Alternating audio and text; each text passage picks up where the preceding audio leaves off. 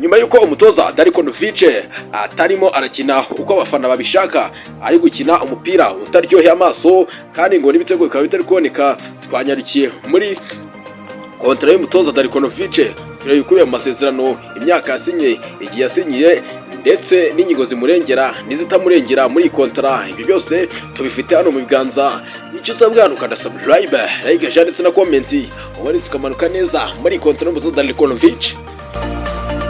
Nuko bisanzwe ngende umucukumbuzi amakuru atarazwi ataramenyekanye niyo mba nishakira muragiza ku bakunzi batandukanye ba Rayon Sport ndetse n'abakunzi ba APR FC. Kurikirana umenye kontra Darikonovic. Kiragomba kumenya nuko umutoza Darikonovic muri kontra ye harimo ko uyu mwaka wa 2024 muri Champions League bari babumiranyije ko kontra ye ivuga ko muri Champions League natajya mu matsinda ngo nta kibazo, ngo uyu mwaka ngo nago wari wanditse mu matsinda, ngo kujya mu matsinda ngo ndetse ngo byaye nka surprise.